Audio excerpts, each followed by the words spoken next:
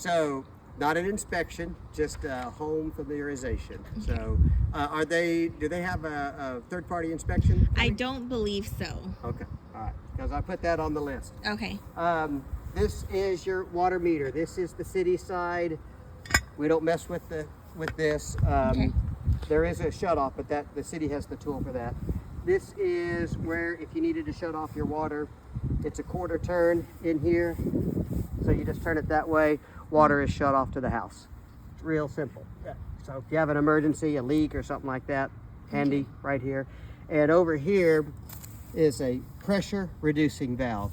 Okay. So basically, you leave that alone. If there was a problem with your pressure in the house, which there doesn't seem to be now running the faucets, you might want to call a plumber and have them adjust that for you.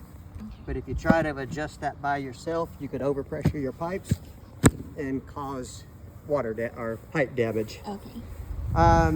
Staying outside, coming around here, got your AC condenser outside. The cutoff for that, but that's mostly for maintenance personnel to deal with. You've got two drain lines out here. This is for the water heater that's inside. We'll talk more about the water heater when we get there. This is a secondary drain for the AC. You have a unit in the attic that produces moisture, so that moisture will drain secondarily from here. You shouldn't see that draining. If it does, your primary is clogged. And we'll talk about the drains upstairs in the attic and adding vinegar to them to kill the algae and such that might grow in there. Your primary drain is in the laundry room. Okay. And we'll show you that when we get into the laundry room. I don't think there's really anything else out here. We're not looking at the roof. I'm not inspecting, but also I don't go on the roof. But if they want the roof looked at, it's good to have a third-party inspection Okay. to look at that closer. There is a quarter turn valve in here as well for the water. You just have to pop this off here. I don't have a screwdriver, so you just pop that in here. And really, that's probably an easier spot to do it, unless you just have a bunch of stuff here. Okay. And that'll be outside there. But that's another way of turning the water off. If you had a leak over here, which you probably wouldn't, then you'd have to shut off this. But if it's beyond this, then this is really a convenient spot for that. Going to the water heater. Going to recommend that you flush this once a year. You attach a hose here, run it out to your driveway. There's a quarter turn valve here, just like on your water outside. You just turn that a quarter valve. You let it run for about 5 minutes until the water's running clear. This is a 50-gallon tank. Whenever when this fills with cool water and it heats up, it will go from 50 to about 52 gallons. And that's what you have this up here for. That's an expansion tank. Okay. So when that water expands, it'll go up into that tank and it doesn't change the pressure in your house. If it did, you get a slightly higher pressure. A lot of water heaters don't even have that, so it's a nice feature just to kind of keep your pipes from fluctuating in pressure. There is a cutoff valve up here to turn your water off to the water heater. Really probably rarely have to deal with that, but if you ever needed to do that, you can shut that down here. There is up here in a less convenient space, a lot of them have them on the side here, an emergency relief valve. Can you see it with that? Let me, so there is your emergency relief valve. It just has this little cover on it for cold weather.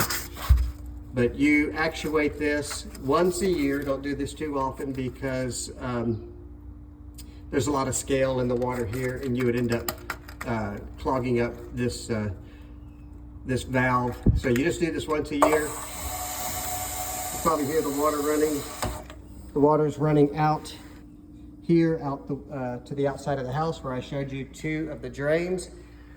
This is a pressure relief valve, as I was saying, that when this heats up from just regular water from the street to the hot water that you want to take showers in, it will expand a gallon and a half, 2 gallons, and that'll take place up in here. If for some reason you have an element here and an element here that heats up the water, if for some reason these elements just stayed on and kept heating and didn't have any way of going out, and this failed, in other words, it got clogged up and it wouldn't open, this would have the danger of exploding. And it could be rather spectacular. However, it doesn't happen very often because these are generally good, and that's why you test this, just to make sure it will open and flow water. Okay. So, nothing to be really worried about, but just something to Know about. and do your regular maintenance on that. Coming over here to the panel, before you would flow your water on your water heater to clean it out, you would want to go ahead and find your water heater breaker, and you would turn that breaker switch off. Okay. And then that way, when you're flowing your water, you don't have to worry about if your water were to get down below this level. It wouldn't, but it's just kind of a good practice to just shut that off. But if it got below this level, it would blow that rod out, that heating rod in there. Okay, so whenever they're going to drain the water right Yeah. here, that's when they would Yeah. want to. Turn that off, hook this to a hose, open this up, drain it for 5 minutes or so until you see it run clear. Turn that back off, come over here, And turn it back on. turn this back on. You'll know you forgot to turn this back on when you take a cold shower. Okay. So, Okay. but let's go outside because I got in here and I didn't look at the panel outside. So this is a sub panel in here. Okay. Okay, on our panel outside, you're going to see a little sticker that says sub panel.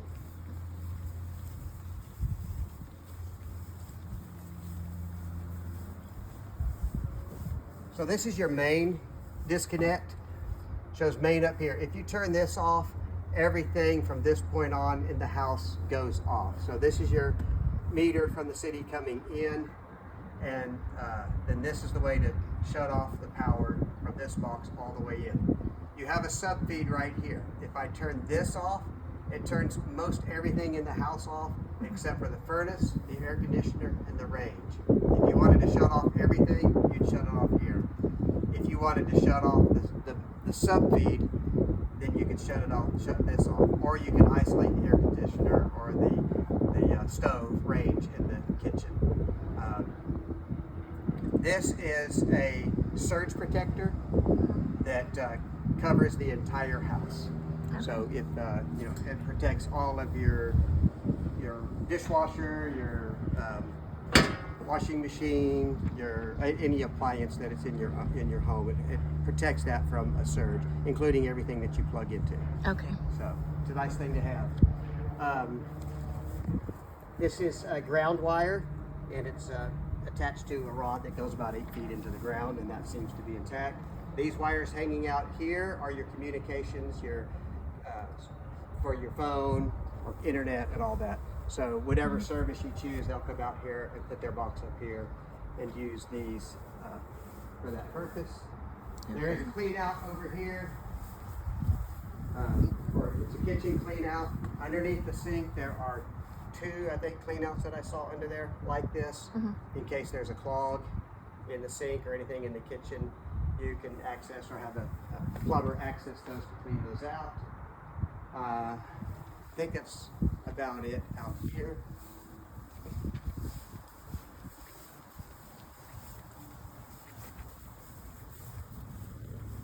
These are also clean outs. This is all the water coming out of the house. Okay. So it'll be about probably a 3-inch pipe under there. And this is what you could, if you get a clog, plumber will snake it out, or some homeowners will just have their own rooter snake to clean that out. Pretty easy to do. One thing when we're talking about this is just to realize that the only thing you really need to put in your system, from the toilets especially, is what humans produce and toilet paper. Okay. Anything else can get clogged in there, especially so-called flushable wipes. Okay. They don't flush. Well, they flush. They're just And then not they clog. supposed to be. Yeah. Okay. It's true that you can flush them. You can flush a lot of things. This little vent, oh, we need to go in the attic, sorry. This little vent up here is for fresh air that gets taken up into the HVAC unit. Okay. And I'll show you that upstairs. Kind of got a little off my route. No, you're fine. I'll just show you the door. You have a safety feature, most people know this. If an object is here or if a kid walks through there, that should cause the door to go back up and not hurt them or not damage things.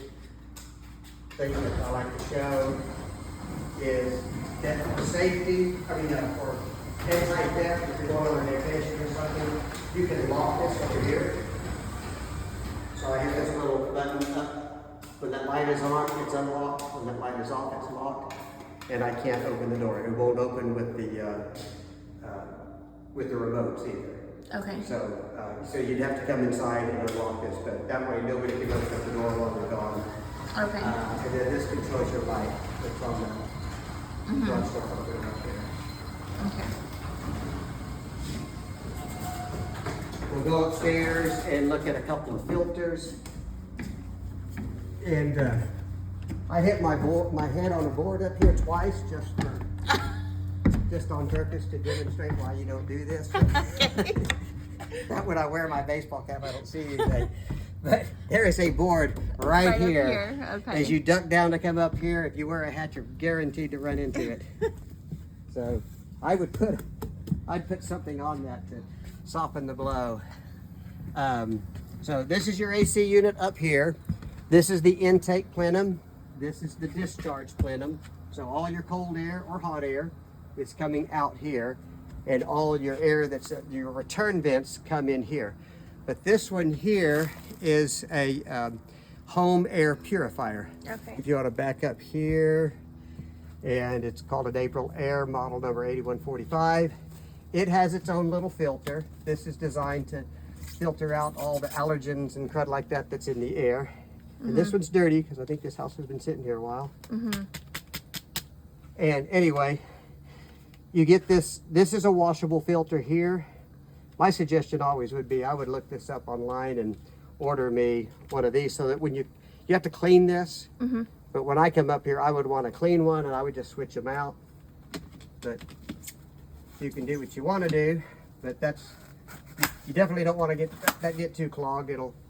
It won't do the job for you if you let it get too clogged. Okay, and with it being like it says like off, is there something they have to do? This is something I don't know about. Okay. So I don't know this unit very well. Okay. I don't know what all this does. That's why I would just pay to April Air, model number 8145. And I'm sure they got plenty of videos on that. I'm sure there's a manual that comes with this. Should be a manual on all the appliances, and then the warranty stuff that you can get from that. But yeah, I would watch some videos. I like that better than trying to read technical writing. Yeah. And find out what all this does and how to Work it, optimally basically. set that. Okay. You know, this is where your filter is. It's a 20 by 20 by 4.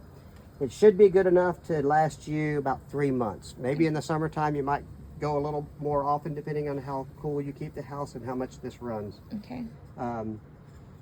Yeah, 20 by 20 by 4. It just slides out, slide in. I'm not gonna pull all the way out because it's running right now. I don't want to let junk get into the AC. But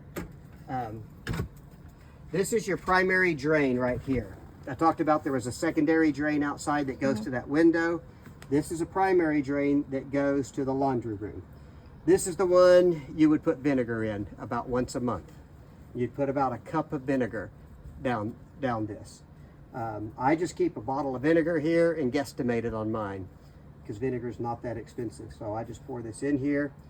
Vinegar is better at killing algae and things that grow than bleach. Plus, you're going to be pouring this down and it's going to drain into your laundry room and you'll smell bleach. If you do this, you'll just smell vinegar. And this is your secondary. You could put vinegar down there, but I don't think it's really that necessary because it shouldn't have water in it, shouldn't be building algae. Okay. So this is your primary, this is your secondary, and this is your tertiary. If this clogs and this clogs, water will fill up in here and it'll shut your AC off. Okay. So that should keep you from having the possibility of water coming out of this and then draining out to your ceiling and causing damage. Yeah. Okay. So, any questions for your? No, nope. I think we're good. And again, here's that thing. I just think they could have put that somewhere else. Yeah, not right at the entrance. Yeah. Huh? Are you up there? Yeah, I'm taking a video. Dedicated. I'm videoing the. She's videotaping the high-paid actor. Okay. Okay.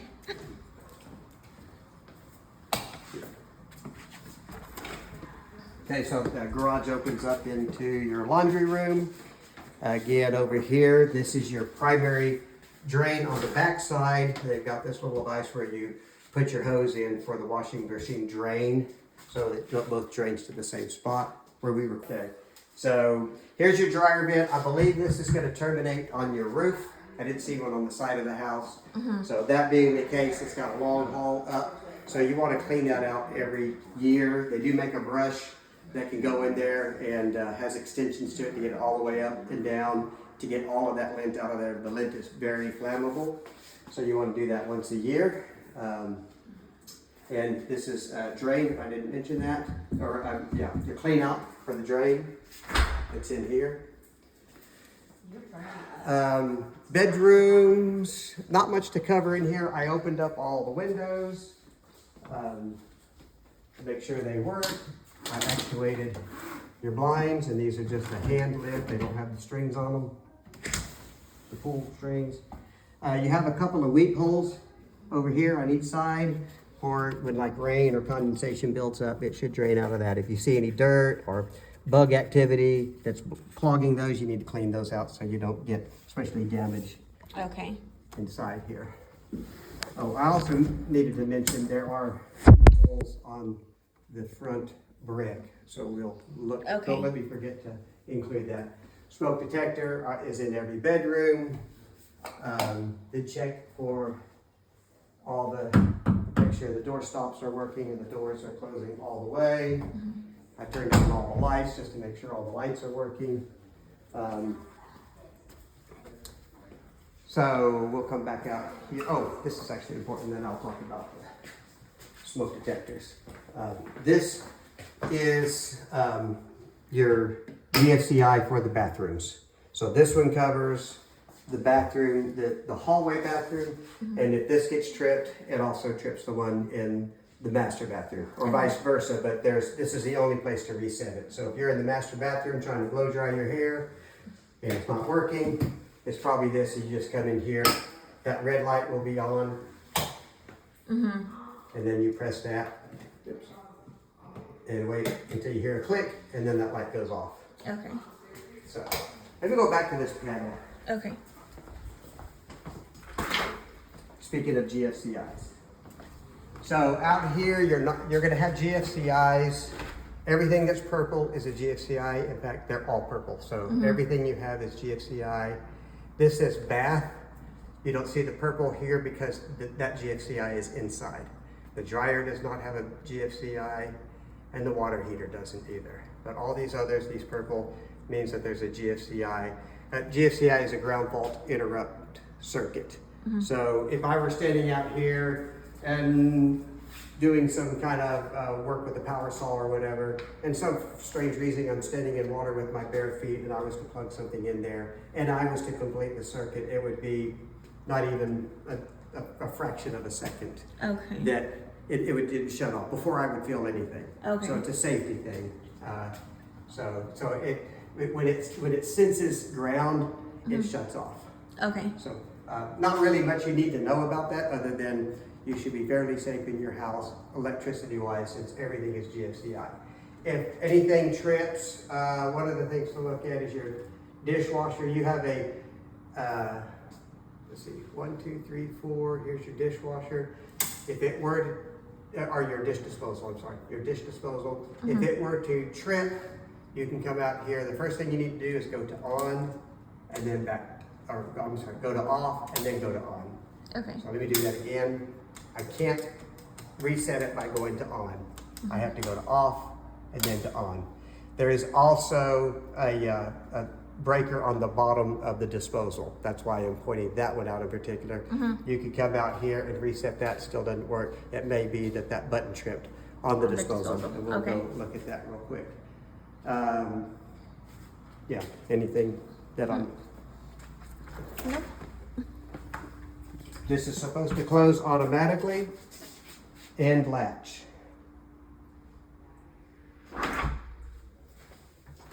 And the idea of that is you drive your car in, you close the garage door, you're gonna have a little carbon monoxide possibly built up in there. You come in, that closes, and you don't get carbon monoxide in the house. Okay. So since we were just talking about the disposal, I did check the disposal, it's working, and it has a little button down here on the opposite side where the drain comes in, or goes out, I mean, where the drain goes out. It has a little button there that you can push that may trip. Okay. Especially if you got something clogged in there and then it ran and then it's probably gonna shut itself off. Okay. There are also a couple of clean outs in here as well. And there was a clean out in the laundry room too. I think I pointed that out. Yes. And this is your switch for the disposal.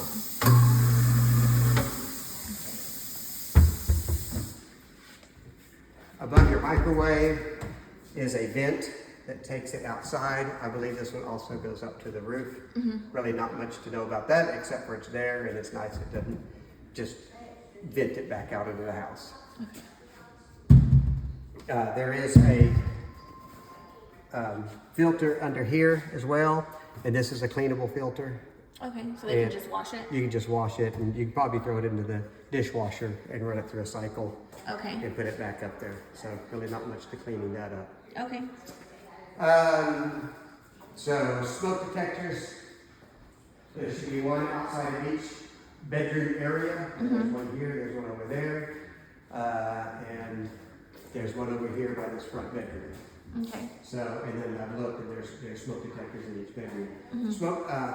These are hardwired to the sub panel in the garage, which is good. So their primary operation is electricity from the sub panel. Their secondary operation is from batteries. So if your power went out and you got a fire, they're still going to sound because of the batteries. But you need to remember to replace them once a year. They will chirp at you and let you know. But if you let them go long enough, they'll stop chirping. Worst case scenario, it won't sound when your power is out.